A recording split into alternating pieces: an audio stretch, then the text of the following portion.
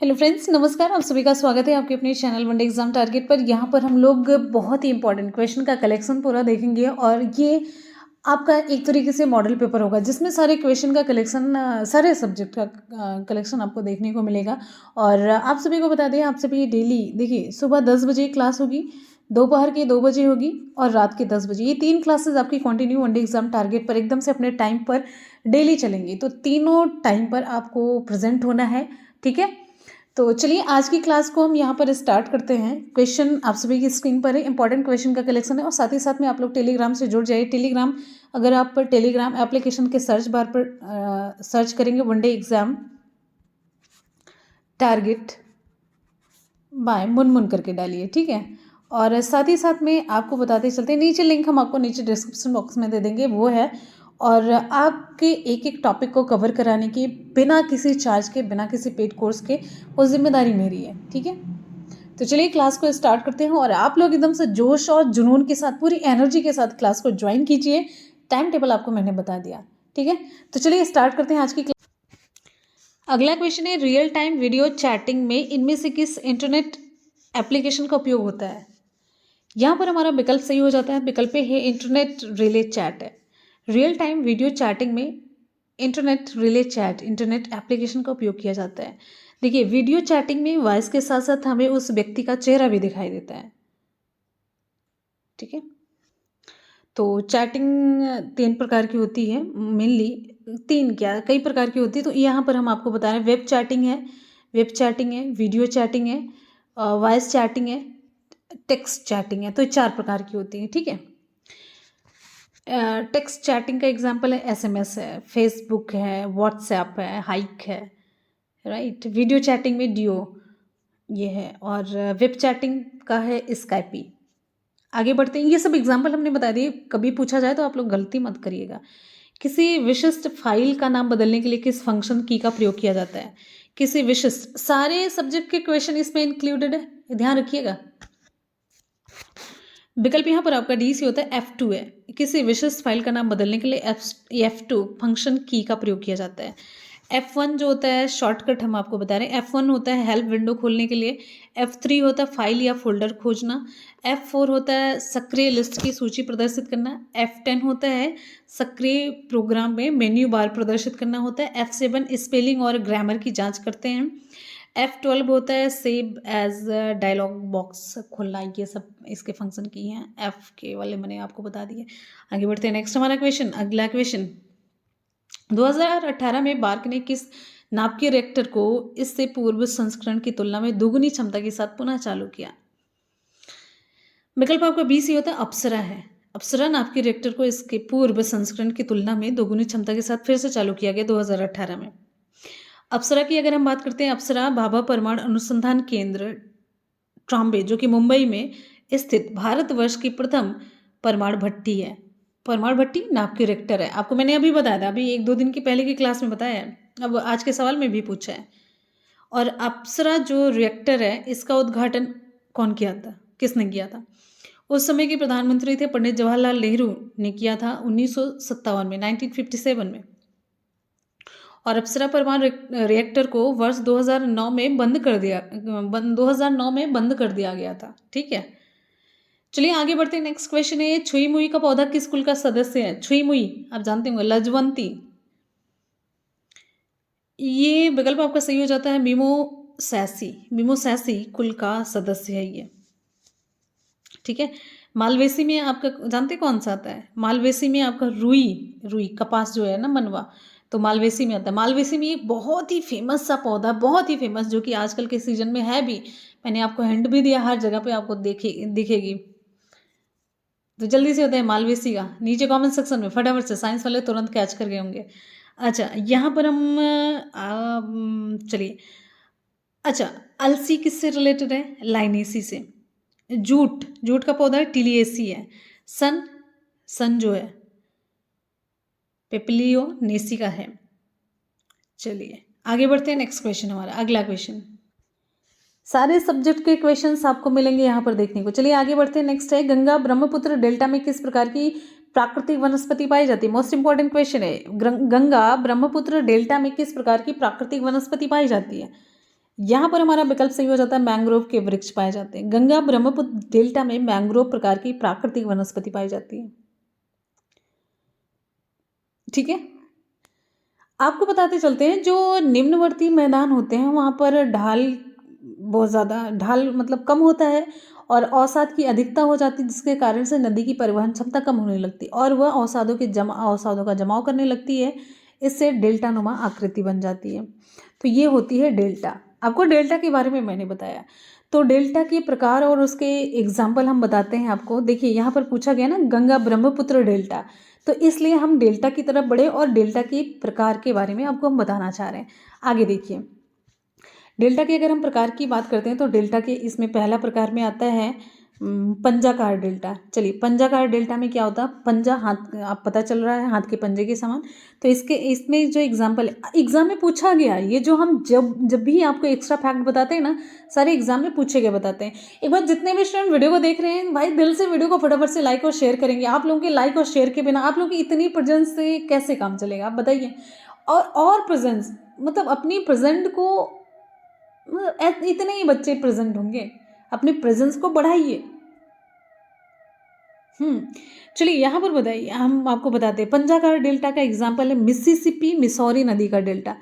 ध्यान से देखिए, मिसिसिपी और मिसौरी नदी का डेल्टा। ठीक है, चलिए, और दूसरा है आपका चापागार डेल्टा। चापागार डेल्टा में आपका आता है नील नदी का है और गंगा ब्रह्मपुत्र का डेल्टा।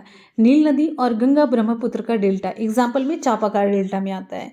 अच्छा, अब यहाँ पर हम तीसरे डेल्टा की बात करते हैं, जिसका नाम है ज्वार नदमुखी डेल्टा। ज्वार नदमुखी डेल्टा, ठीक है। तो ज्वार नदमुखी डेल्टा मोस्ट इंपॉर्टेंट एग्जाम्पल यहाँ पर आपको हम बताने चल रहे हैं, भारत में है नर्मदा व तापी का डेल्टा। नर्मदा व ताप्ती का डेल्टा, ध्यान दीजिएगा, कभी हम पूछे तो आप गलती मत कीजिएगा। फिर आता है एक और डेल्टा है, चौथा है, जिसका नाम है वृक्षाकार डेल्टा, ध्रुमाकृतिक डेल्टा। इसका एग्जाम्पल है एब्रो डेल्टा। ठीक है, तो ये चार थे और मैंने आपको चारों के एग्जाम्पल बताए, जो कि मोस्ट इंपॉर्टेंट है, डिफरेंट एग्जाम में पूछे गए क्वेश्चन है। आगे बढ़ेंगे अगले क्वेश्चन की तरफ। नेक्स्ट है, भारतीय रुपए के नवीन प्रतीक चिन्ह का डिजाइन किसने किया था? भारतीय रुपए के नए प्रतीक चिन्ह का डिजाइन किसने किया था? विकल्प ए, उदय कुमार ने। ठीक है, इसके जो डिज़ाइन है ये डी उदय कुमार ने किया था। D Uday Kumar architecture and visual design में मुंबई IIT से स्नातक हैं। इनके बारे में इतना जान लीजिए आप लोग। और भारतीय रुपये प्रतीक चिन्ह को भारत सरकार ने कब स्वीकृति प्रदान की थी? कब की थी? 15 जुलाई। कब की थी? 15 जुलाई 2010 को। भारतीय रुपये के प्रतीक चिन्ह बनने से पहले अमेरिकी डॉलर, ब्रिटिश पाउंड, जापानी येन, यूरोपीय संघ यूरो ही प्रतीक के रूप में जाने जाते थे। तो ये भी अब चिन्ह के रूप में तब से जाना जाने लगे 2010 से। अच्छा, एक बात बताइए, 1 रुपये में कितने आने माने गए हैं? कितने आने होते हैं, नहीं कि 1 रुपये में कितने आने हैं? ऐतिहासिक तौर पर 1 रुपये में कितने आने होते थे? 12 आने, 16 आने, 14 आने, 15 आने। जल्दी से बताइए, कॉमन, एक ऐसा ही कॉमन सा क्वेश्चन है। अच्छा, रुपए का प्रतीक चिन्ह क्या है? ठीक, चलिए नेक्स्ट क्वेश्चन पर बढ़ते हैं। जब पृथ्वी अपनी कक्षा में सूर्य से अधिकतम दूरी पर होती तब उस स्थिति को क्या कहा जाता है? विकल्प यहाँ पर आपका सी से होता अपसौर। और भी जब मैंने ये क्वेश्चन करवाया था तो विकल्प में गड़बड़ था, इसलिए ये क्वेश्चन यहाँ पर लेना जरूरी था। अपसौर कहते हैं। ठीक है, अपसौर। अपसौर की स्थिति कब बनती है? 4 जुलाई को बनती है। कब बनती है? 4 जुलाई को बनती है। और इस स्थिति में पृथ्वी व सूर्य के मध्य की दूरी कितनी होती है? 15.2 करोड़ किलोमीटर के करीब होती है। करोड़ के करीब होती है। करोड़ क्या, किलोमीटर है। अच्छा, अपसौर की स्थिति में सामान्य से लगभग 7% कम सौर विकिरण पृथ्वी पर प्राप्त होता है। ध्यान दीजिएगा जितने पॉइंट हम आपको बता रहे हैं। जब पृथ्वी अपनी कक्षा में सूर्य से सबसे कम दूरी पर होती है, उस कंडीशन को हम कहते हैं उपसौर कहते हैं। ठीक है। चलिए, उपसौर की स्थिति में सूर्य और पृथ्वी के बीच कितनी दूरी होती है? 14.7 करोड़ किलोमीटर होती है। उपसौर की स्थिति में लगभग 7% अधिक सौर विकिरण पृथ्वी को प्राप्त होता है, जस्ट उसका अपोजिट। अच्छा, अब यहाँ पर एक कंडीशन और आती है जिसे हम उपभू कहते हैं। जानते हैं क्या है? जब चंद्रमा पृथ्वी के अपने निकटतम बिंदु पर होता है तब इसे हम कहते हैं उपभू। ठीक, चलिए आगे बढ़ते हैं। नेक्स्ट क्वेश्चन है, निम्नलिखित में से किस स्थान पर गौतम बुद्ध ने आत्मज्ञान प्राप्त किया था? निम्नलिखित में से किस स्थान पर गौतम बुद्ध ने आत्मज्ञान प्राप्त किया था? सारनाथ, बोधगया, कुशीनगर, पावापुरी। विकल्प बी हमारा सही होता है, बोधगया है। गौतम बुद्ध ने बोधगया में आत्मज्ञान प्राप्त किया था। महात्मा बुद्ध का जन्म कहाँ पर हुआ था? कपिल वस्तु के निकट लुम्बिनी में हुआ था। कहाँ पर? लुम्बिनी में हुआ था और 563 ईसा पूर्व में हुआ था। किस गणराज्य में? शाक्य। ध्यान, सारी चीजें आप क्लियर करते रहिए। और महात्मा बुद्ध को 35 वर्ष की अवस्था में बोधगया में पीपल वृक्ष के नीचे ज्ञान की प्राप्ति हुई थी। किस दिन हुई थी? वैशाख पूर्णिमा के दिन। कब हुई थी? वैशाख पूर्णिमा के दिन। और किस नदी के तट पर? इंपॉर्टेंट है, ताप्ती नदी, महानदी, गोदावरी, निरंजना, किस नदी के तट पर? निरंजना को ही हम कहते हैं फल्गु नदी के नाम से भी जानते हैं, ये भी जानते रहिए। तो विकल्प में कौन सा सही होगा आप लोग नीचे कमेंट सेक्शन में कमेंट करके बताएंगे। अच्छा, ये बुद्ध से रिलेटेड एक और इम्पॉर्टेंट क्वेश्चन बनता है, बुद्ध ने अपना प्रथम उपदेश कहाँ पर दिया था? बुद्ध ने अपना प्रथम उपदेश सारनाथ, वाराणसी में दिया था। 5 सन्यासियों को दिया था और प्रथम उपदेश को धर्म चक्र प्रवर्तन के नाम से भी जाना जाता है। धर्म चक्र प्रवर्तन के नाम से जाना जाता है, ठीक है। अच्छा, बोधगया को जानते प्राचीन काल में किस नाम से जाना जाता था या क्या कहा जाता था? उरुवेला कहा जाता था। क्या कहा जाता था? उरुवेला कहा जाता था। और महात्मा बुद्ध की मृत्यु कहाँ पर हुई थी आपको बताना है। और बौद्ध धर्म के 3 रत्न माने जाते हैं, कौन कौन से? बुद्ध, धम्म, संघ। बौद्ध धर्म के 4 आर्य सत्य कौन कौन से? दुख, दुख समुदाय, दुख निरोध, दुख जो ये मार्ग, दुख निरोध गामिनी प्रतिपदा थे। ये अष्टांगिक मार्ग थे। और 10 शील महात्मा बुद्ध ने निर्वाण प्राप्ति के लिए दिया था। तो ये सारी चीज़ें हैं, ये क्वेश्चन एग्जाम में खूब पूछे जाते हैं। तो सारे पॉइंट हमने आपको यहाँ पर क्लियर कर दिए। आगे बढ़ते हैं। नेक्स्ट क्वेश्चन हमारा अगला यहाँ पर ये है, भारत संयुक्त राष्ट्र संघ का सदस्य कब बना? भारत संयुक्त राष्ट्र संघ का सदस्य कब बना? विकल्प यहाँ पर आपका बी से होता है 1945 में। भारत संयुक्त राष्ट्र संघ का सदस्य 1945 में बना। अच्छा, संयुक्त राष्ट्र संघ की स्थापना कब हुई थी? सभी जानते हैं 24 अक्टूबर 1945 को हुई थी, राइट। भारत 30 अक्टूबर 1945 को यूएनओ का सदस्य बना था। वर्तमान में कितने सदस्य देश हैं? अच्छा, सबसे अंतिम में सदस्यता ग्रहण करने वाला देश कौन सा है? दक्षिणी सूडान है, ठीक है, जानते रहे, दक्षिणी सूडान है। संयुक्त राष्ट्र संघ का मुख्यालय कहाँ पर है? अमेरिका के न्यूयॉर्क में है। यूएनओ का उद्देश्य विश्व शांति, सुरक्षा और समृद्धि के लिए किया गया था। आगे बढ़ेंगे। अगला क्वेश्चन, निम्नलिखित में से किस राज्य में मथुरी लोक नृत्य प्रचलित है? मथुरी लोक नृत्य कहाँ पर प्रचलित है? विकल्प आपका बी से होता है तेलंगाना है, ठीक है। चलिए आगे बढ़ते हैं। 1939 में भारत के किस वायसराय ने घोषणा की कि भारत ब्रिटेन की ओर से युद्ध में शामिल हो गया है? Lord Linlithgow, Wavell, Mountbatten, Willingdon. विकल्प आपका यहाँ पर ए से होता है लॉर्ड लिनलिथगो ने। 1939 में भारत के वायसराय थे लॉर्ड लिनलिथगो ने घोषणा की कि भारत ब्रिटेन की ओर से युद्ध में शामिल हो गया। देखिए, लॉर्ड लिनलिथगो 1936 से 43 तक भारत का सबसे लंबे समय तक वायसराय रहा था। चलिए, द्वितीय विश्व युद्ध में भारत को शामिल किए जाने के विरोध में कांग्रेस ने मंत्रिमंडल से 22 दिसंबर 1939 को इस्तीफा भी दे दिया था, ठीक ठीक है।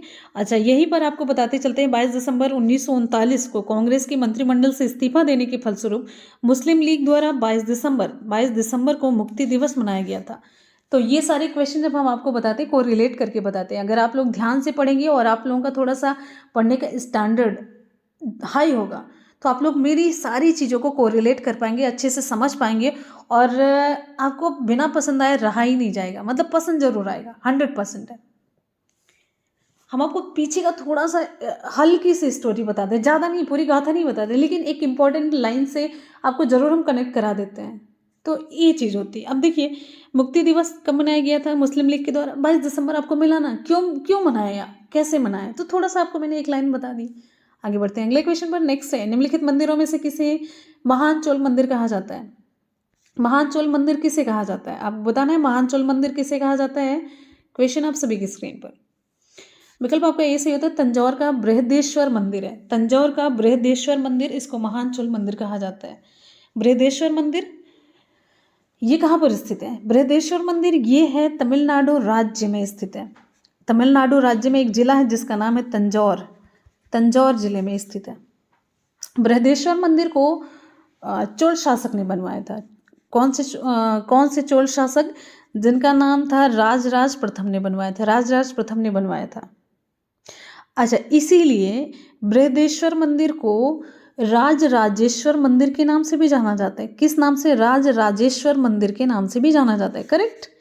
चलिए, अच्छा, राजराजेश्वर मंदिर की अगर बात आई तो क्या अभी तक आपको ये समझ आए किस भगवान को समर्पित है? किसी भी नाम से कुछ समझ आए बिना अगर आपको हम अगर ना बताएं तो यहाँ पर आप ये जानते हैं राजराजेश्वर मंदिर भगवान शिव को समर्पित है। अच्छा, अब यहाँ पर एक इंपॉर्टेंट क्वेश्चन ये बनता है कि जो मंदिर है वो किस शैली में बना हुआ, कौन सी शैली है? मंदिर के बारे में शैली बड़ी इंपॉर्टेंट होती है। तो ये बृहदेश्वर मंदिर बना हुआ है द्रविड़ शैली में। किस शैली में? द्रविड़ शैली में निर्मित है। अच्छा, अब यहाँ पर ये जानिए कि द्रविड़ शैली की विशेषता क्या है। इसकी विशेषता विमान है, स्तूपिका है और गोपुरम होता है।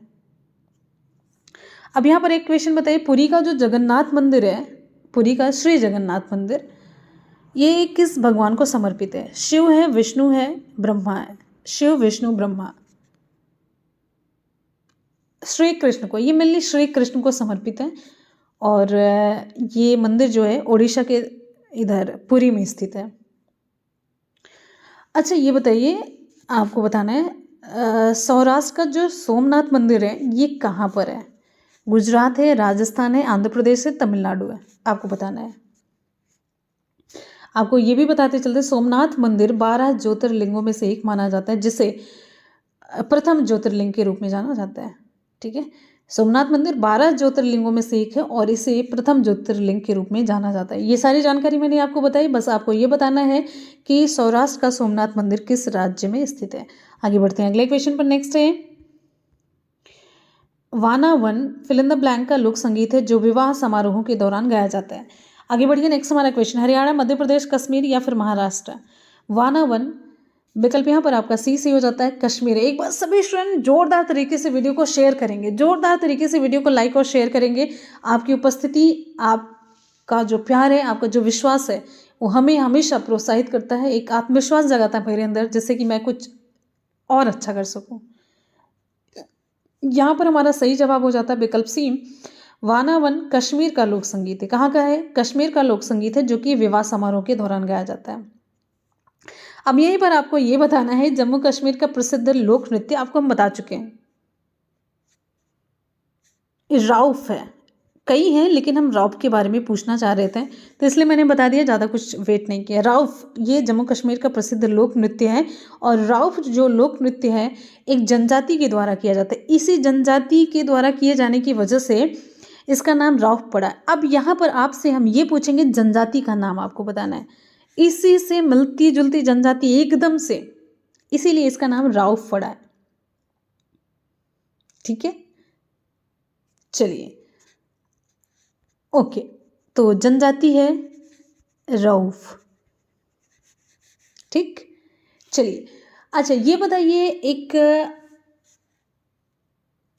हम बताते हैं आपको, अमान इमारी, अम्मान इमारी, ये एक ऐतिहासिक गीत है। ये गीत है आपके उसमें है कला और संस्कृति सिलेबस में। तो ये अम्मान इमारी किस राज्य का ऐतिहासिक गीत है? कर्नाटक, केरल, तमिलनाडु, उड़ीसा, आप बताएंगे। ठीक है, चलिए एक हम आपको इम्पोर्टेंट और बताते हैं। एक गीत है घसियारी, नाम से पता चल रहा है घास। घसियारी ये गीत है उत्तराखंड का। ये गढ़वाल क्षेत्र में पशुओं का जब चारा लाया जाता है ना, उसके अवसर पे गाया जाता है। तो जैसे कि मतलब घसियारी जैसे होता है ना, घास वास काटने जाते हैं तो वहाँ पर जाते हैं, लेके आते हैं, तो उससे संबंधित है। अभी हमारे गांव के साइड में बोला जाता है, जैसे लोग जो घास वास छीलने जाते हैं तो बोलते हैं घास करने जा रहे हैं। तो ये मेरे को समझ पहले नहीं आता था, घास करने का मतलब वो घास काटने जा रहे हैं, घास वाला काम करने जा रहे हैं ना। तो दूब घास ऐसे ला करके दिया जाता है अपने गाय बछड़ जो भी पाले रहते हैं। भाई नैतिक क्या है, एकदम से एक जिम्मेदारी है, आपने जिसको भी पाल रखा उसका पेट भरना आपका नैतिक कर्तव्य है। आप चाहे जहाँ से भी करें, चाहे जैसे भी करें, आप घास काट के लाएं, चाहे आपके घर कोई काटने वाला हो, चाहे जैसे भी। आगे बढ़ते हैं अगले क्वेश्चन की तरफ। नेक्स्ट है, भारतीय वायुसेना के निम्नलिखित फ्लाइट लेफ्टिनेंट में से वह पहली महिला पायलट कौन थी जिसने युद्ध मिशन के दौरान फाइटर जेट उड़ाने की पात्रता हासिल की? इंपॉर्टेंट क्वेश्चन और इंटरेस्टिंग। विकल्प आपका सही होता है, आप 100% सही करेंगे इसके रिप्लाई। विकल्प यहाँ पर आपका सही हो जाता है, विकल्प बी भावना कंठ। भावना कंठ युद्ध मिशन के दौरान फाइटर जेट उड़ाने की पात्रता इन्होंने हासिल की। और भावना कंठ को अवनी चतुर्वेदी और मोहन सिंह के साथ 2016 में फ्लाइंग ऑफिसर के रूप में चुना गया था। और भावना कंठ 2017 में फाइटर स्क्वाड्रन में शामिल हुई थी और पहली बार MiG-21 को भावना कंठ उड़ाई भी थी। आगे बढ़ते हैं नेक्स्ट क्वेश्चन पर हमारा, निम्नलिखित में से कौन सा हैदराबाद के निजाम का एक अर्धसैनिक बल था? हिजबुल, रजाकार, मुजाहिदीन, अंसार। यहाँ पर विकल्प आपका बी से होता है, रजाकार। ये हैदराबाद निजाम का एक अर्धसैनिक बल था। और रजाकार ये इधर मीर उस्मान अली खान आसफ जाह साथ की निजी सेना थी। और ये हैदराबाद निजाम के बारे में एक चीज़ फेमस थी कि इनके पास 2200 फौजियों की सेना थी। आगे बढ़ेंगे अगले क्वेश्चन पर। नेक्स्ट है, हड़प्पा सभ्यता में मनके बनाने के लिए सामग्री का उपयोग किया जाता था। कौन सी सामग्री? प्लास्टिक है, लकड़ी है, कार्नेलियन पत्थर है, चूना पत्थर है। हड़प्पा सभ्यता में मनके बनाने के लिए, हड़प्पा सभ्यता से रिलेटेड बहुत सारे क्वेश्चन आप लोगों ने किए होंगे, लेकिन यहाँ पर आपसे पूछा जा रहा है मनके बनाने के लिए किस सामग्री का उपयोग किया जाता था? विकल्प यहाँ पर आपका सही हो जाता है, विकल्प सी है, कार्नेलियन पत्थर है। हड़प्पा सभ्यता में मनके बनाने के लिए सामग्री के रूप में कार्नेलियन पत्थर का उपयोग किया जाता था, राइट। और हड़प्पा सभ्यता या फिर सिंधु सभ्यता दोनों एक ही है, तो इससे लगभग 2500 मोहरें प्राप्त हुई हैं। मोहरें जानते हैं किस आकार में थी? लगभग ये आयताकार थी या फिर वर्गाकार थी, राइट। अच्छा, जो वर्गाकार मोहरें थी उन पर पशु चित्र के साथ लिपि उत्कीर्ण की गई थी, लेकिन जो आयताकार मोहरें थी इस पे सिर्फ लिपि उत्कीर्ण की गई थी। दोनों में अंतर है, ध्यान दीजिएगा। इसमें सिर्फ लिपि थी और इसमें पशु चित्र था, पशु चित्र प्लस लिपि थी जो वर्गाकार थी। अधिकांश जो मोहरें थी सेलखड़ी की बनाई गई थी, सेलखड़ी, ठीक है। चलिए, अच्छा, हड़प्पा सभ्यता में मनके बनाने की फैक्ट्री भी मिली है, तो ये कहाँ पर मनका बनाने की जो फैक्ट्री का साक्ष्य चहुंदड़ो, लोथल, इन सभी स्थानों से मिले हैं, ठीक है। चलिए, मनके जो है हड़प्पा सभ्यता में इधर ये लाल पत्थर और सिलखड़ी से बनाए जाते थे। इसके अलावा सोने, चांदी और चांदी के भी मनके पाए गए हैं। तो यहाँ पर हमारा विकल्प सही हो जाता है, हड़प्पा सभ्यता मनके बनाने के लिए किस सामग्री का उपयोग किया जाता था? तो विकल्प आपका सी। तो क्वेश्चन, हड़प्पा सभ्यता में मनके बनाने के लिए सामग्री का उपयोग किया जाता था किसका? विकल्प सी, कार्नेलियन पत्थर का, ठीक है। आगे बढ़ेंगे, नेक्स्ट क्वेश्चन है, निम्नलिखित में से कौन सा कार्यक्रम नाबार्ड द्वारा संचालित किया जाता है? नाबार्ड के द्वारा संचालित किया जाने वाला कार्यक्रम कौन सा है? नाबार्ड। विकल्प यहाँ पर आपका डी से हो जाता है, umbrella programme for natural resource management, ये कार्यक्रम नाबार्ड के द्वारा संचालित किया जाता है। ठीक है, तो इस कार्यक्रम के तहत प्राकृतिक संसाधन प्रबंधन गतिविधियों के तहत ब्याज की उचित दर पर ऋण उपलब्ध कराया जाता है। नाबार्ड की स्थापना कब हुई थी? 12 जुलाई 1982 में हुई थी। और किस समिति की सिफारिश के आधार पर की गई थी, ये इंपॉर्टेंट क्वेश्चन बनता है। तो ये समिति थी शिव रमन समिति की सिफारिश के आधार पर की गई थी। जो नाबार्ड है ना, वो ग्रामीण बैंकों के विकास के लिए ऋण उपलब्ध कराती है, नाबार्ड। और नाबार्ड मुंबई में स्थित है और इसके जो क्षेत्रीय कार्यालय देश भर में फैले हुए हैं। आगे बढ़ेंगे अगले क्वेश्चन पर। नेक्स्ट है, जोग जलप्रपात किस राज्य में स्थित है? जोग जलप्रपात किस राज्य में स्थित है? यहाँ पर हमारा विकल्प सही हो जाता है, जग जाहिर सा क्वेश्चन है, विकल्प सी सही होता है, कर्नाटक है। और अगर हम जलप्रपात की बात करते हैं तो यहाँ पर सबसे इंपॉर्टेंट ये बताए, शिव समुद्रम जलप्रपात कहाँ पर है? ये भी कर्नाटक में है। और किस नदी पर है? ये कावेरी नदी पर है। ठीक है, चलिए, धुआंधार जलप्रपात कहाँ पर है? किस स्टेट में? मध्य प्रदेश में है। किस नदी पर है? नर्मदा नदी पर, नर्मदा नदी है। और हुंडरू जलप्रपात झारखंड में है। किस नदी पर है? स्वर्ण रेखा नदी पर। किस नदी पर है? स्वर्ण रेखा नदी पर। चुलिया जलप्रपात कहाँ पर है? राजस्थान में। किस नदी पर है? चंबल। सारे क्वेश्चन हम आपको यहाँ पर अलग से बता रहे हैं, ये सारी चीज़ें कौन सा कहाँ किस स्टेट में और किस नदी पर है। हर जितना मैंने स्टेट बता दिया, एक क्वेश्चन बनता है। किस नदी पर है, दूसरा क्वेश्चन बनता है। इस तरीके से आपको हम बताएंगे, 12 क्वेश्चन यहाँ पर तैयार करवाएंगे। इसके अलावा 12 क्वेश्चन आपको इसी वीडियो में मिल जाएगा, इसी एक क्वेश्चन में मिल जाएगा। राजरप्पा जलप्रपात कहाँ पर है? झारखंड में है। किस नदी पर है? दामोदर और भैरवी नदी पर। कुंचिकुल कहाँ पर है? कर्नाटक में है। किस नदी पर है? वाराही नदी पर। अब जोड़ लीजिए, मैंने आपको चुलिया बताया, हुंडरू बताया, राजरप्पा बताया, धुआंधार बताया, शिव समुद्रम बताया और कुंचिकल बताया। पूरे 6 बताए, 6 स्टेट बताया, 6 नदियाँ बताई आपको। तो 12 हुआ कि नहीं हुआ? एक ये रहा ही। आगे बढ़ेंगे, नेक्स्ट क्वेश्चन हमारा, भारतीय संविधान का 69वां संशोधन किससे संबंधित है? 69वां 69th संशोधन किससे संबंधित है? विकल्प आपका बी से होता है। 69वां संशोधन, विकल्प बी, इसके द्वारा दिल्ली को राष्ट्रीय राजधानी क्षेत्र बनाया गया और विशेष दर्जा प्रदान किया गया। भारतीय संविधान का 69वां संशोधन ये दिल्ली को राष्ट्रीय राजधानी क्षेत्र बनाने और विशेष दर्जा प्रदान करने की बात करता है। 69वां संशोधन, जो संविधान संशोधन है, 1991 में किया गया और इस संशोधन द्वारा दिल्ली के लिए 70 सदस्यीय विधानसभा और 7 सदस्यीय मंत्रिपरिषद की व्यवस्था की गई थी। राइट, चलिए आगे बढ़ते हैं। अगला क्वेश्चन है कि समिति ने जीवन यापन की लागत को गरीबी निर्धारण के आधार के रूप में अंगीकृत किया था। इंपॉर्टेंट क्वेश्चन है और क्वेश्चन का स्टैंडर्ड आपको बताना है। इंपॉर्टेंट, बहुत ही ज़्यादा इंपॉर्टेंट क्वेश्चन का कलेक्शन है। आपको बताना है कि समिति ने जीवन यापन की लागत को गरीबी निर्धारण के आधार के रूप में अंगीकृत किया था। विकल्प हमारा ए से होता है, तेंदुलकर समिति है। देखिए, तेंदुलकर समिति ने जीवन यापन की लागत को गरीबी निर्धारण के आधार के रूप में अंगीकृत किया था। अच्छा, यहाँ पर अगर हम बात करेंगे, ये तेंदुलकर समिति गठन तेंदुलकर समिति का गठन किस वर्ष किया गया था? तो सुरेश, तेंदुलकर समिति का गठन वर्ष 2009 में किया गया था। और तेंदुलकर समिति के अनुसार भारत में कुल आबादी को 21.9% जनसंख्या गरीबी रेखा के नीचे जीवन यापन करती है। मतलब भारत में कुल आबादी का 21.9% जनसंख्या गरीबी रेखा के नीचे जीवन यापन करती है। इससे पहले सेंटेंस गड़बड़ हो गया था।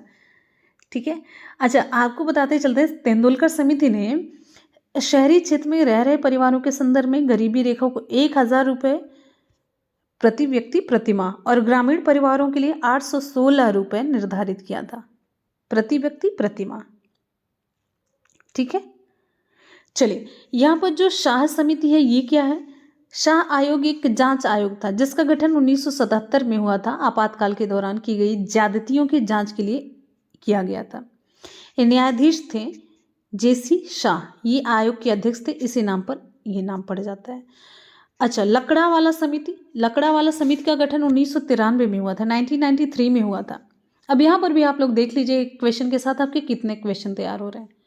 बस ये मत देखा करिए क्वेश्चन कम हुआ या कैसे हुआ है, आप ये देखिए आपके पास कितना ज़्यादा नया ज्ञान मिला, कितना अच्छा सा कंटेंट आपके पास तैयार हुआ, ये देखा करिए। लकड़ावाला समिति इन्होंने निर्धनता के आकलन के लिए, ये कब गठन हुआ? 1993 में। तो लकड़ावाला समिति ने निर्धनता के आकलन के लिए कैलोरी अंतर्ग्रहण विधि को अपनाया था। अब लकड़ावाला क्या कहते हैं? लकड़ावाला के अनुसार गांव में 2400 कैलोरी प्रतिदिन और शहर में 2100 कैलोरी प्रतिदिन से कम यदि किसी को प्राप्त होता है तो वह गरीब माना जाएगा, राइट। अब वाई के अलग समिति, इसका गठन 1979 में हुआ था, 1979 में हुआ था, जिसका संबंध निर्धनता के आकलन से था, निर्धनता के आकलन से संबंधित थी ये भी। अब यहाँ पर वाई के अलग समिति ने पोषण संबंधी आवश्यकताओं पर खपत व्यय को प्रदर्शित किया था। अलग समिति के प्रतिवेदन के अनुसार ग्रामीण क्षेत्र के 2400 कैलोरी प्रतिदिन और शहरी के लिए 2100 कैलोरी प्रतिदिन से कम खर्च करता है तो वह गरीब माना जाएगा, राइट। ये कुछ चीज़ें थी सभी समिति के बारे में, मैंने आपको डिटेल में बताया, कब गठन हुआ ये भी बताया। कभी कभी ये पूछा जाता है कि कौन सी समिति कब गठित हुई थी, इसको क्रमानुसार आप व्यवस्थित करें, तो ऐसे ही है। आगे बढ़ेंगे, अगला क्वेश्चन हमारा नेक्स्ट है। क्वेश्चन है ASCII का पूर्ण रूप क्या है? ASCII का पूर्ण रूप, विकल्प आपका यहाँ पर सी से हो जाता है। विकल्प सी है American standard code for information interchange है, American standard code for information interchange है, विकल्प आपका सी से होता है, ठीक है। चलिए आगे बढ़ेंगे, अगला क्वेश्चन नेक्स्ट है हमारा। स्वतंत्र मजदूर पार्टी और अनुसूचित जाति महासंघ का गठन किसने किया था? स्वतंत्र मजदूर पार्टी और अनुसूचित जाति महासंघ का गठन किसने किया था? डॉक्टर भीमराव रामजी अंबेडकर। कौन सा विकल्प आपका सही होगा? विकल्प आपका यहाँ पर ए सही हो जाता है, डॉक्टर भीमराव रामजी अंबेडकर, ठीक है। स्वतंत्र मजदूर पार्टी की स्थापना अगस्त 1936 में हुई थी, 1936 में। अनुसूचित जाति महासंघ की स्थापना, दूसरी चीज हम बता रहे, अनुसूचित जाति महासंघ की स्थापना कब हुई थी? 1942 में, 1942 में। कब किस लिए? दलितों के उत्थान के लिए की गई थी। देखिए, स्वतंत्र मजदूर पार्टी की स्थापना और अनुसूचित जाति महासंघ का गठन दोनों किया था भीमराव अंबेडकर जी ने। लेकिन स्वतंत्र मजदूर पार्टी का गठन कब हुआ था? 1936 में हुआ था, और फिर उसके बाद अनुसूचित जाति महासंघ की स्थापना 1942 में दलितों के उत्थान के लिए की गई थी। UNEP का मुख्यालय कहाँ स्थित है? UNEP का मुख्यालय कहाँ पर है? इसका सही जवाब हो जाता है, विकल्प आपका डी से होता है, केन्या के नैरोबी में है UNEP। देखिए, जो भी क्वेश्चन हम लोग देखेंगे उससे रिलेटेड जितने भी इंपॉर्टेंट फैक्ट होंगे वो सब कवर करेंगे, यानी कि अगर UNEP आया तो इससे रिलेटेड चीज़ें आपको अलग से पढ़ने की ज़रूरत नहीं पड़ेगी। UNEP का मुख्यालय, विकल्प आपका डी से होता है, नैरोबी केन्या में है। और UNEP का फुल फॉर्म क्या होगा? UNEP का full form United Nations Environment Programme है, इसका फुल फॉर्म है, ठीक है। संयुक्त राष्ट्र पर्यावरण कार्यक्रम हिंदी में। अच्छा, UNEP की स्थापना कब हुई है? UNEP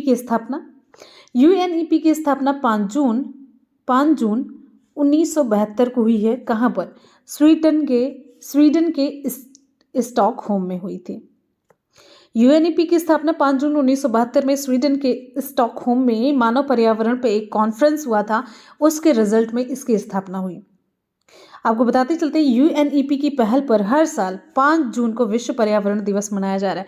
कब से मनाया जा रहा है आपको बताना, 1972, 1973 या फिर 1974 से। विकल्प भी मैंने दे दिया, अब आपको रिप्लाई करना है नीचे कमेंट सेक्शन में। आगे बढ़ेंगे अगले क्वेश्चन की तरफ। नेक्स्ट है हमारा अगला क्वेश्चन, आप सभी की स्क्रीन पर यह है। भारत बांग्लादेश भूमि सीमा समझौते के संशोधित संस्करण को दोनों देशों द्वारा भारतीय संविधान के किस संशोधन के तहत अंगीकृत किया गया है? आपको हमेशा नए क्वेश्चन का कलेक्शन देखने को मिलेगा। आप वनडे एग्जाम टारगेट से जुड़िए और अपनी सफलता की कहानी लिखिए। ये मेरा वादा है कि आपको एक सीट दिलाएंगे। भारत बांग्लादेश भूमि समझौते के संशोधित संस्करण को दोनों देशों द्वारा भारतीय संविधान के किस संशोधन के तहत अंगीकृत किया गया था? विकल्प आपका बी सी होता है संवैधानिक संशोधन अधिनियम 2015 है। भारत बांग्लादेश भूमि सीमा समझौता के संशोधित संस्करण को दोनों देशों द्वारा भारतीय संविधान के संवैधानिक संशोधन अधिनियम 2015 के तहत अंगीकृत किया गया था। आपको बताते चलते हैं यहाँ पर भारत बांग्लादेश भूमि समझौता दोनों देशों के बीच कुछ भूमि के आदान प्रदान से संबंधित है ये। और इस समझौते के तहत हुआ क्या था, आपको बताते चलते इस समझौते के तहत बांग्लादेश को भारत से 111 परिक्षेत्र जिसमें 17,160 एकड़ भूमि और भारत को बांग्लादेश से 51 परिक्षेत्र जिसमें 7,110 एकड़ भूमि क्षेत्र प्राप्त हुआ था, दोनों को एक दूसरे से। अच्छा, परिक्षेत्र किसे कहते हैं? आपको ये मन में मतलब आपके दिमाग में आया होगा, परिक्षेत्र कहते किसे हैं? देखिए, परिक्षेत्र उसे हम कहते हैं, क्वेश्चन एग्जाम में पूछा गया है। परिक्षेत्र प्रत्येक देश के एक छोटे भूभाग को कहते हैं जो दूसरे देश के अधिकार क्षेत्र से घिरा होता है। राइट, कॉन्सेप्ट क्लियर हो गया। तो भारत के परिक्षेत्र ये इधर पश्चिम बंगाल है, असम है, त्रिपुरा और मेघालय राज्य से संबंधित है। ठीक है। अच्छा, यहीं पर हम बात करेंगे 99वां संवैधानिक संशोधन अधिनियम। ये कब हुआ था? 99वां ये हुआ था 2014 में हुआ था। इसका उद्देश्य क्या था? सर्वोच्च न्यायालय व उच्च न्यायालय में न्यायाधीशों की नियुक्ति और स्थानांतरण से संबंधित कोलेजियम प्रणाली को बदलना था। हमने यहाँ पर देखिए क्यों 99वां क्यों बताया था। संवा यहाँ पर देखिए, संवा जो है ये इससे संबंधित है, भारत बांग्लादेश भूमि सीमा समझौता। 99वां आपको मैंने बताया। और इस संशोधन के तहत 99वें संशोधन के तहत नया प्रावधान राष्ट्रीय न्यायिक नियुक्ति आयोग लाया गया था। ठीक है। अब यहाँ पर थोड़ा सा और बता देते हैं। राष्ट्रीय न्यायिक नियुक्ति आयोग को 14 अक्टूबर 2015 को न्यायमूर्ति JS खेहर की अध्यक्षता वाली 5 सदस्यीय संविधान पीठ ने रद्द कर दिया और पुरानी कॉलेजियम प्रणाली को पुनः बहाल कर दिया गया। ये यहाँ पर जानना इसलिए जरूरी था, आप लोग ये सोचेंगे कि नई प्रणाली विकसित कर दी गई, लेकिन रिजल्ट में क्या है आपको मैंने बता दिया यहाँ पर। ठीक है, उम्मीद है कि कॉन्सेप्ट आपका क्लियर हो चुका होगा। आगे बढ़ते हैं, अगला क्वेश्चन हमारा नेक्स्ट है, किस देश ने फीफा फुटबॉल विश्व कप शुरू होने के बाद से अब तक सभी में भाग लिया? कौन सा ऐसा देश है? आप सभी को पता है, विकल्प आपका बी सी होता है ब्राजील। ब्राजील ने फीफा फुटबॉल विश्व कप शुरू होने के बाद से अब तक सभी फीफा कप में भाग लिया है। और ब्राजील जो है 5 बार फीफा फुटबॉल विश्व कप विजेता भी रहा है। अच्छा, यहाँ पर आपको बताना है फीफा का मुख्यालय कहाँ पर है। फीफा का मुख्यालय है स्विट्जरलैंड के ज्यूरिख में है। कहाँ पर है? स्विट्जरलैंड के ज्यूरिख में है। और फीफा की स्थापना कब हुई है? फीफा की स्थापना हुई है 1930 में, 1930 में, 1930 में हुई थी। और इसी वर्ष पहला फीफा वर्ल्ड फुटबॉल विश्व कप खेला गया था। कहाँ पर खेला गया था? उरुग्वे में खेला गया था। एक मिनट, ठीक है। अच्छा, आपको यहाँ पर बताना है कि 2022 का कहाँ पर खेला जाएगा। 2022 का फीफा वर्ल्ड कप कहाँ पर खेला जाएगा? कतर, दोहा कतर में खेला जाएगा। ठीक है, चलिए आगे बढ़ते हैं। नेक्स्ट हमारा क्वेश्चन, अगला क्वेश्चन, यौगिक NaHCO3 का सामान्य नाम क्या है? Sodium bicarbonate. इसका नाम क्या है? वॉशिंग सोडा है, बेकिंग सोडा है, कास्टिक सोडा या फिर ब्लीचिंग पाउडर है? यहां पर हमारा उत्तर सही हो जाता है विकल्प बी, बेकिंग सोडा है। ठीक है, खाने वाला सोडा है ये। अच्छा, यहीं पर Na2CO3 होता है, सोडियम कार्बोनेट। फिर इसे हम क्या कहते हैं? इसे हम कहते हैं वॉशिंग सोडा या फिर कहते हैं धावन सोडा। इसे क्या कहते हैं?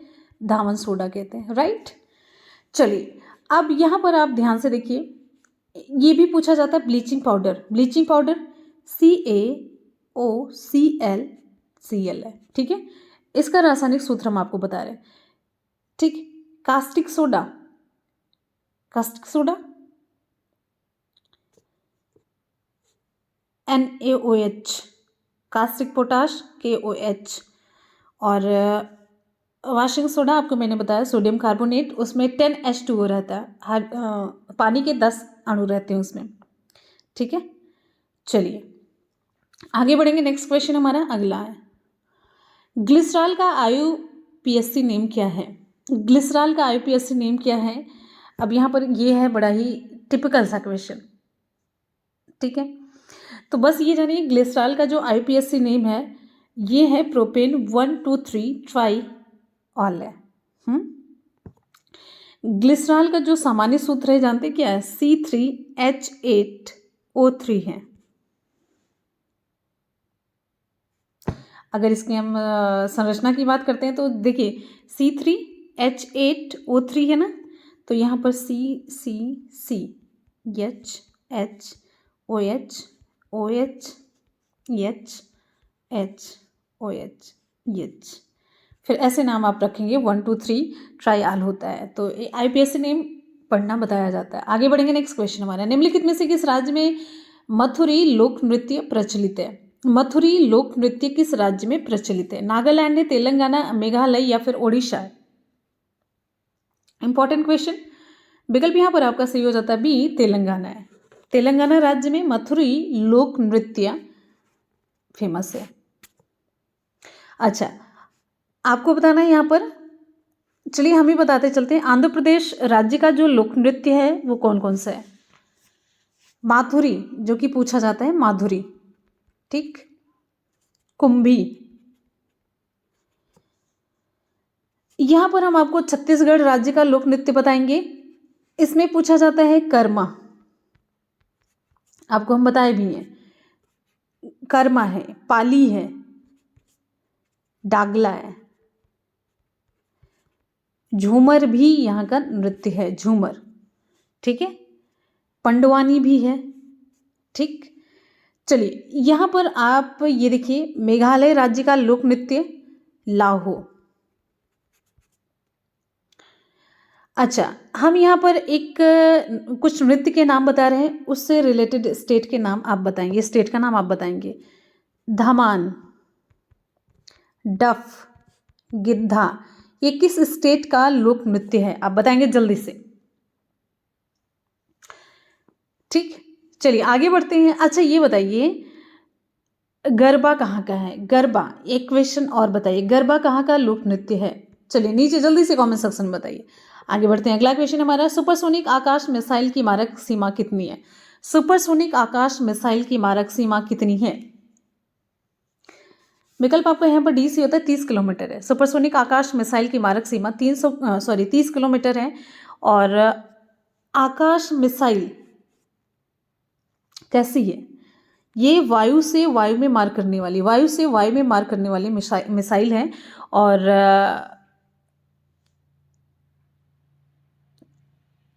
चलिए और कुछ आपको बताते चलते हैं। मिसाइल में आपके इधर है, पृथ्वी है, अग्नि है, ये सभी मिसाइल है।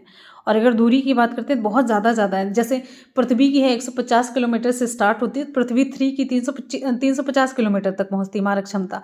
और अग्नि जो है, अग्नि 6 तक अगर आप जाएंगे तो 6000 से लेकर के 12000 किलोमीटर तक मारक क्षमता है। आगे बढ़ेंगे। नेक्स्ट क्वेश्चन हमारा अगला, यहाँ पर देखिए, अपने पहले ही प्रयास में मंगल की कक्षा में पहुंचने वाला पहला एशियाई देश कौन सा है? जापान। ये सारे क्वेश्चन ऐसे हैं ना कि आप यूनिक अलग अलग देख रहे होंगे, और ऐसे ही क्वेश्चन एग्जाम में आते हैं एकदम से, ऐसे पूरा एकदम से, मतलब परफेक्ट मॉडल पेपर इसे कहेंगे। अपने पहले ही प्रयास में मंगल की कक्षा में पहुंचने वाला पहला एशियाई देश कौन था? जापान है, फिलीपींस है, भारत है, चीन है। विकल्प आपका सी होता है, अपना ही देश है। अपने पहले ही प्रयास में मंगल की कक्षा में पहुंचने वाला पहला एशियाई देश भारत है। मंगलयान को आपको याद होगा 5 नवंबर 2013 को सतीश धवन अंतरिक्ष केंद्र PSLV C25 के जरिए प्रक्षेपित किया गया था। PSLV C25 के जरिए प्रक्षेपित किया गया था। ठीक है, चलिए और आपको बताते चलते, चंद्रयान प्रथम को 22 अक्टूबर 2008 को सतीश धवन अंतरिक्ष केंद्र से सफलतापूर्वक प्रक्षेपित किया गया था। ठीक है, और चंद्रयान 2 को 22 जुलाई 2019 को प्रक्षेपित किया गया था। ठीक है, आगे बढ़ेंगे। नेक्स्ट क्वेश्चन है हमारा, भूस्थिर कक्षा की ऊंचाई क्या है? भूस्थिर कक्षा की ऊंचाई क्या है? भले ही टफ लग रहा हो, आज का क्वेश्चन भले ही टफ लग रहा हो, लेकिन ये आपके एग्जाम के लिए यूजफुल तो है ना। यहाँ पर विकल्प हमारा सही होता है विकल्प सी, 35,786 किलोमीटर। आप हमारे अनुभव का पूरा फायदा उठाइए, बस हमारे ऊपर यकीन रखिए, देखेंगे आप रिजल्ट आपका बेहतरीन होगा। विकल्प सी आपका सही होता है। भूस्थिर कक्षा की जो ऊंचाई होती 35,786 किलोमीटर है। भूस्थैतिक पृथ्वी कक्षा के उपग्रह संचार उपग्रह के रूप में सर्वाधिक लोकप्रिय माना जाता है। अच्छा, आपको बताते हैं, देखिए, यदि उपग्रह का जो ऑर्बिटल पीरियड होता है, कक्षीय काल, वो पृथ्वी के घूर्णन काल के बराबर हो तो इस कक्षा को हम कहते हैं भूतुल्यकालिक कक्षा। ठीक है, चलिए आगे बढ़ेंगे। अगला क्वेश्चन हमारा, मानव शरीर में लवणों का परिवहन किसके द्वारा होता है? मानव शरीर में लवणों का परिवहन किसके द्वारा होता है? प्लाज्मा है, रक्त है, ऑक्सीजन, हीमोग्लोबिन है, कौन सा सही होगा? मानव शरीर में लवणों का परिवहन किसके द्वारा होता है? विकल्प आपका बी सही होता है, रक्त के द्वारा। राइट, चलिए विकल्प यहाँ पर आपका बी सही होता है।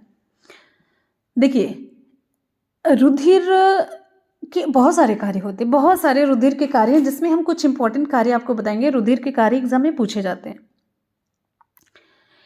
शरीर के विभिन्न भागों के बीच जो पोषक पदार्थ होते हैं, वो उत्सर्जी पदार्थ, हार्मोन्स, इन सभी का परिवहन करता है रुधिर। ठीक है, सभी अंगों तक पहुंचाता है। यही में अगर हम रुधिर की बात करते हैं तो रुधिर में श्वेत रक्त कणिकाएं पाई जाती हैं, लाल रक्त कणिकाएं पाई जाती हैं, ब्लड प्लेटलेट्स पाए जाते हैं। अगर रुधिर के कार्य का वर्णन हम करें तो अलग अलग इनके कार्य आप बता दीजिए तो भी रुधिर का कार्य होगा। तो श्वेत रुधिर कणिकाएं शरीर में मृत कोशिकाओं के डेब्रिस यानी कि मलबे का भक्षण करके उसे एकत्र होने से बचाती हैं। श्वेत रुधिर कणिकाएं शरीर को रक्षा प्रदान करती हैं। और रुधिर की जो प्लेटलेट्स होती हैं, ये घाव पर रुधिर का थक्का बना करके उसकी मतलब ब्लड को बहने से रोकती हैं। और रुधिर अगर हम ऐसे बात करते हैं जनरली तो शरीर के ताप को नियंत्रित रखने का कार्य करता है। ठीक है, चलिए आगे बढ़ते हैं। नेक्स्ट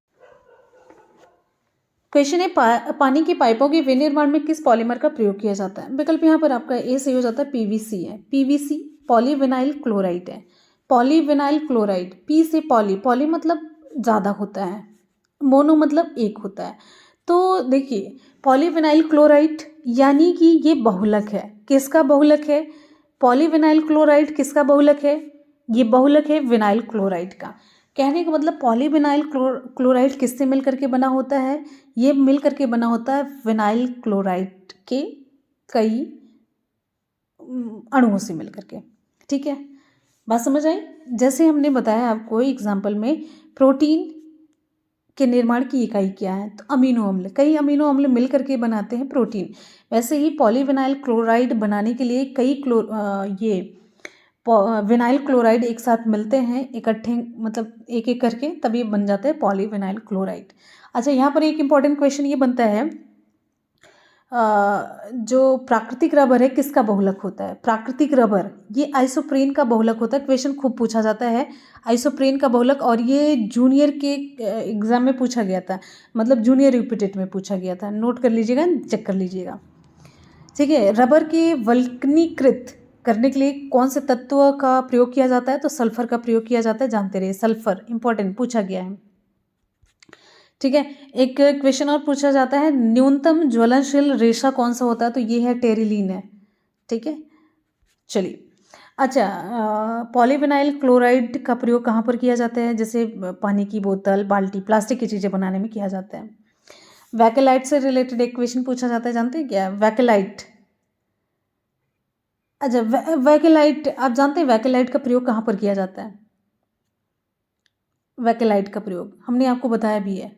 वैकेलाइट ऐसी जगह पर प्रयोग किया जाता है जहाँ पे मतलब हाथ जलता नहीं है। इतना हिंट मैंने दे दिया। भारत सरकार की एक प्रमुख पहल स्टार्टअप इंडिया, जिसका उद्देश्य स्टार्टअप संस्कृति को प्रोत्साहित करना और भारत में नवाचार और उद्यमिता के लिए एक मजबूत और समावेशी पारिस्थितिकी तंत्र का निर्माण करना है। इस प्रमुख पहल का शुभारंभ कब किया गया था? स्टार्टअप इंडिया ये क्वेश्चन हम डायरेक्टली ये पूछ सकते थे स्टार्टअप इंडिया की शुरुआत कब की गई थी, लेकिन इसका उद्देश्य आपको क्वेश्चन में ही मिल जा रहा है, इससे बेटर क्या हो सकता है। हमारा टारगेट प्रेजेंट टाइम के लिए नहीं, हमारा टारगेट ये है कि आपको एकदम से मजबूत बनाकर एकदम पूरी तैयारी के साथ एग्जाम हॉल में भेजना। विकल्प यहाँ पर आपका कौन सा सही होगा, आपको ये बताना है। तो इस पहल का शुभारंभ कब किया गया था, स्टार्टअप इंडिया पहल की शुरुआत कब की गई। विकल्प यहाँ पर आपका बी सी होता है 16 जनवरी 2016 को। ठीक है, इसकी शुरुआत 16 जनवरी 2016 को की गई थी। आगे बढ़ेंगे, नेक्स्ट हमारा क्वेश्चन है केंद्रीय सार्वजनिक क्षेत्र उद्यम CPSE ऑयल इंडिया लिमिटेड एक कंपनी है कैसी, ये कैसी कंपनी है। मेनी रत्न, महारत्न, नवरत्न या फिर किस श्रेणी में आती है। विकल्प आपका यहाँ पर सही हो जाता है सी, नवरत्न की कैटेगरी में आती है। CPSE ये ऑल इंडिया लिमिटेड एक ये नवरत्न कंपनी है। ठीक है, अच्छा आपको हम बताते चलते भारत के महत्वपूर्ण नवरत्न कंपनी कौन कौन सी हैं। इसमें कई हैं, भारत इलेक्ट्रॉनिक्स लिमिटेड है, हिंदुस्तान एरोनॉटिक्स लिमिटेड है, MTNL है, नेशनल एल्यूमिनियम कंपनी लिमिटेड है, NLC है, बहुत सारी हैं। ठीक है, आगे बढ़ते हैं, नेक्स्ट है। तो फ्रेंड्स इस तरीके से आज की क्लास हो जाती, कंप्लीट करेंगे सभी क्वेश्चन का सुपरफास्ट रिवीजन। क्वेश्चन है भारत सरकार की एक प्रमुख पहल स्टार्टअप इंडिया जिसका उद्देश्य स्टार्टअप संस्कृति को प्रोत्साहित करना और भारत में नवाचार और उद्यमिता के लिए एक मजबूत और समावेशी पारिस्थितिकी तंत्र का निर्माण करना है। इस प्रमुख पहल का शुभारंभ कब किया गया था। विकल्प यहाँ पर आपका सही हो जाता है 16 जनवरी 2016 को। केंद्रीय सार्वजनिक क्षेत्र उद्यम ऑल इंडिया लिमिटेड एक कंपनी है कैसी। विकल्प यहाँ पर आपका सही हो जाता है सी, नवरत्न है। UNEP का मुख्यालय कहाँ स्थित है, नैरोबी। भारत बांग्लादेश भूमि सीमा समझौते के संशोधित संस्करण को दोनों देशों द्वारा भारतीय संविधान के किस संशोधन के तहत अंगीकृत किया गया। विकल्प बी, संवैधानिक संशोधन अधिनियम 2015 है। क्वेश्चन है किस देश ने फीफा फुटबॉल विश्व कप शुरू होने के बाद से अब तक सभी में भाग लिया। विकल्प आपका बी सी होता है, ब्राज़ील। नेक्स्ट क्वेश्चन हमारा यौगिक NaHCO3 का सामान्य नाम क्या है। विकल्प यहाँ पर आपका सही हो जाता है बेकिंग सोडा है। आगे बढ़ेंगे, ग्लिसरॉल का IPSC नेम क्या है, IUPAC नेम क्या है। ग्लिसरॉल का IUPAC नेम क्या है। विकल्प आपका यहाँ पर सही हो जाता है बी, प्रोपेन 123 ट्राइऑल। अगला क्वेश्चन है निम्नलिखित में से किस राज्य में मथुरी लोक नृत्य प्रचलित है। मथुरी लोक नृत्य किस राज्य में प्रचलित है। विकल्प यहाँ पर आपका बी सी हो जाता है तेलंगाना है। नेक्स्ट क्वेश्चन पर बढ़ेंगे, अगला है सुपरसोनिक आकाश मिसाइल की मारक सीमा कितनी है। विकल्प डी हमारा सही होता है 30 किलोमीटर। विकल्प आपका डी सी होता है 30 किलोमीटर है। नेक्स्ट क्वेश्चन है हमारा अगला, अपने पहले ही प्रयास में मंगल की कक्षा में पहुंचने वाला पहला एशियाई देश कौन था।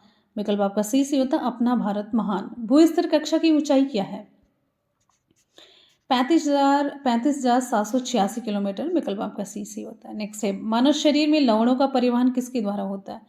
मानव शरीर में लवणों का परिवहन किसके द्वारा होता है। विकल्प आपका यहाँ पर सही हो जाता है बी, रक्त है।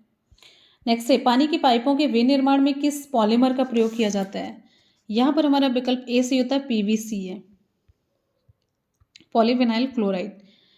IRNSSG ये विकल्प आपका सही होता है 7वां नेविगेशन सैटेलाइट है। अगला क्वेश्चन है, तो इसमें आपको बताते चलते पहला है IRNSS फर्स्ट 1 है, फिर उसके बाद सेकंड में आगे ये ऐसे सारी चीज़ें हैं। आप ध्यान से देखेंगे यहाँ पर ये ना, ये देखिए ये जी जहाँ पर लगा हुआ ना, तो ABCDEFG 1 2 3 4 5 6 7 हुआ ना, तो 7वां है और सब में यही लगा है। आगे देखिए IRNSS फर्स्ट A, ऐसे ही फर्स्ट B, फर्स्ट C, ऐसे ही फर्स्ट G आया ना, तो ये 7वां नेविगेशन सैटेलाइट है। ये जानते रहिएगा, ठीक है। आगे बढ़ेंगे, अगला क्वेश्चन है, नेक्स्ट है रियल टाइम वीडियो चैटिंग में इनमें से किस इंटरनेट एप्लीकेशन का उपयोग होता है। विकल्प यहाँ पर आपका सही हो जाता है इंटरनेट रिले चैट है। किस विशिष्ट फाइल का नाम बदलने के लिए किस फंक्शन की का प्रयोग किया जाता है, किसी विशिष्ट फाइल को। विकल्प आपका डी सी होता है F2 है, F2 फंक्शन की। 2018 में बार के किस नाव के रिएक्टर को इसके पूर्व संस्करण की तुलना में दोगुनी क्षमता के साथ पुनः चालू किया गया? विकल्प आपका बी सी होता है अप्सरा। ये नाव की रिएक्टर है, आपको मैंने पहले भी बताया। छुई मुई का पौधा किस कुल का सदस्य है? छुई मुई का पौधा मिमोसैसी। विकल्प आपका सी सही होता है। ठीक है, आगे बढ़ेंगे। Next question, Ganga Brahmaputra delta में किस प्रकार की प्राकृतिक वनस्पति पाई जाती है? गंगा ब्रह्मपुत्र डेल्टा में विकल्प आपका ये सही होता है मैंग्रोव के वृक्ष। भारतीय रुपए के नए प्रतीक चिन्ह का डिजाइन किसने किया था? विकल्प ए सही होता है डी उदय कुमार ने। नेक्स्ट क्वेश्चन हमारा, जब पृथ्वी अपनी कक्षा में सूर्य से अधिकतम दूरी पर होती है तो उस स्थिति को क्या कहा जाता है? विकल्प सी अपसौर है। सारा कॉन्सेप्ट हमने आपको डिटेल में बताया। निम्नलिखित में से किस स्थान पर गौतम बुद्ध ने आत्मज्ञान प्राप्त किया था? किस स्थान पर गौतम बुद्ध ने? विकल्प आपका बी से होता बोध गया है। अगला क्वेश्चन है नेक्स्ट, अगला क्वेश्चन ये है, भारत संयुक्त राष्ट्र संघ का सदस्य कब बना? भारत संयुक्त राष्ट्र संघ का सदस्य कब बना? यहां पर हमारा विकल्प सही हो जाता है, विकल्प बी 1945 है। नेक्स्ट क्वेश्चन है, निम्नलिखित में से किस राज्य में मथुरे लोक नृत्य प्रचलित है? तो ये विकल्प आपका बी सी होता है तेलंगाना है। 1939 में भारत के किस वायसराय ने घोषणा की कि भारत ब्रिटेन की ओर से युद्ध में शामिल हो गया? यहाँ पर विकल्प आपका ये सही होता है लिनलिथिगो। नेक्स्ट है, निम्नलिखित मंदिरों में से किसे महान चोल मंदिर कहा जाता है? ये विकल्प आपका सही हो जाता है बृहदेश्वर का मंदिर, तंजौर का बृहदेश्वर मंदिर। अगला क्वेश्चन है, वानावन फिल इन द ब्लैंक का लोक संगीत है जो विवाह समारोह के दौरान गाया जाता है। विकल्प आपका सी से होता है कश्मीर है। नेक्स्ट क्वेश्चन, भारतीय वायुसेना के निम्नलिखित फ्लाइट लेफ्टिनेंट्स में से वह पहली महिला पायलट कौन थी जिसने युद्ध मिशन के दौरान फाइटर जेट उड़ाने की पात्रता हासिल की? विकल्प यहाँ पर बी सी होता भावना कंठ। नेक्स्ट क्वेश्चन हमारा, निम्नलिखित में से कौन सा हैदराबाद के निजाम का एक अर्धसैनिक बल था? विकल्प यहाँ पर आपका सही हो जाता है विकल्प बी राजाकार है। नेक्स्ट क्वेश्चन हमारा अगला, हड़प्पा सभ्यता में मनके बनाने के लिए सामग्री का उपयोग किया जाता था किसका? विकल्प यहाँ पर आपका सी से हो जाता है कार्नेलियन पत्थर। विकल्प आपका सी से होगा। अगला क्वेश्चन हमारा नेक्स्ट है, यहाँ पर देखिए, निम्नलिखित में से कौन सा कार्यक्रम नाबार्ड द्वारा संचालित किया जाता है? विकल्प यहाँ पर हमारा डी से हो जाता है umbrella programme for natural resource management. अगला, जोग जलप्रपात किस राज्य में स्थित है? जोग जलप्रपात किस राज्य में स्थित है? विकल्प सी हमारा कर्नाटक से ही होता है। अगला क्वेश्चन है, भारतीय संविधान का 69वां संशोधन किससे संबंधित है? भारतीय संविधान का 69वां संशोधन किससे संबंधित है? विकल्प आपका बी से हो जाता है इसके द्वारा दिल्ली को राष्ट्रीय राजधानी क्षेत्र बनाया गया और विशेष दर्जा प्रदान किया गया। किस समिति ने जीवन यापन की लागत को गरीबी निर्धारण के आधार के रूप में अंगीकृत किया? विकल्प ए हमारा सही होता है तेंदुलकर समिति। नेक्स्ट क्वेश्चन हमारा, ASCII का पूर्ण रूप क्या है? इसका पूर्ण रूप है American standard core for information interchange. विकल्प सी सही होता है। अगला क्वेश्चन है, स्वतंत्र मजदूर पार्टी और अनुसूचित जाति महासंघ का गठन किसने किया? विकल्प आपका ए सही होता है भीमराव अंबेडकर जी। और स्वतंत्र मजदूर पार्टी का गठन हुआ था 1936 में 1936। और यहाँ पर इनका गठन अनुसूचित जाति महासंघ का गठन हुआ है कब? 1942 में। ठीक है, चलिए, दलितों के उत्थान के लिए किया गया अनुसूचित जाति महासंघ का। तो इसी के साथ ही आज की क्लास होती है कंप्लीट। आपको कैसी लगी हमेशा की तरह अपना फीडबैक ज़रूर दीजिएगा। जोरदार तरीके से क्लास को बनाना है और डेली आप क्लास का टाइमिंग, बिल्कुल भी क्लास का टाइमिंग आपको मतलब दिमाग से उतारना ही नहीं है। सुबह 10 बजे, दोपहर के 2 बजे, रात के 10 बजे, ये 3 क्लासेस आप लोग ज़रूर याद रखिए। ठीक है, और बस आप साथ दीजिए और एकदम से अपनी तैयारी, अगर एक सीट पानी है, सीरियसली एक सीट पानी है, तो आप वनडे एग्जाम टारगेट के साथ जरूर जुड़िए। वनडे एग्जाम टारगेट का लोगो यही है, आपको यहीं पर जुड़ना। टारगेट आप ध्यान से देख लीजिए। ठीक है, तो आप लोग टेलीग्राम से जुड़ जाए, नीचे हम आपको लिंक डिस्क्रिप्शन बॉक्स में दे देंगे। साथ ही साथ अगर आप मुझसे जुड़ना चाहते हैं मुनमुन ब्लॉग्स पर जुड़ सकते हैं, मुझे देख सकते हैं मुनमुन ब्लॉग्स। चलिए, इसी के साथ ही क्लास को करते हैं कंप्लीट, लेते हैं आपसे विदा। और जो भी सजेशंस हो आप लोग जरूर दीजिएगा, नीचे आमंत्रित है कमेंट सेक्शन में। ठीक, चलिए, आज का सवाल है, निम्नलिखित में से किस राज्य में मथुरी लोक नृत्य प्रचलित है? नागालैंड में, तेलंगाना, मेघालय, ओडिशा। विकल्प कौन सा हमारा सही होगा? आप लोग नीचे कमेंट सेक्शन में कमेंट करके ज़रूर बताएंगे। आपके कमेंट का हमें बेसब्री से इंतजार रहेगा और साथ ही साथ में आपका फीडबैक भी बहुत ज़रूरी है मेरे लिए। ठीक है, आप सभी से एक ही रिक्वेस्ट करेंगे कि आप जितने भी स्टूडेंट हैं कम से कम अपने 5 दोस्तों में ज़रूर वीडियो को शेयर करिए। बस 5 दोस्तों में आपको शेयर करना है, कोई भी आप सोशल मीडिया प्लेटफ़ॉर्म यूज़ करते हो, चाहे जहाँ पर भी, 5 दोस्तों में आपको शेयर करना है। आप लोगों के सपोर्ट के बिना कुछ भी नहीं, सीरियसली ये जो भी कुछ है आप लोगों के सपोर्ट से चल रहा है, आप लोगों के प्यार से चल रहा है और आप लोगों के विश्वास से चल रहा है। अगर आप लोग जितना प्यार और विश्वास दिलाएँगे, हम उतने ही जोश के साथ और दौड़ते हुए आगे बढ़ेंगे। तो बस आपका प्यार और सपोर्ट चाहिए, बाकी हम तो एकदम से झंडा ही गाड़ देंगे। तो चलिए इसी के साथ ही मिलते हैं फिर नेक्स्ट वीडियो में। तब तक के लिए goodbye, take care, thank you so much, love you all, bye, take care, जय हिंद, वंदे मातरम।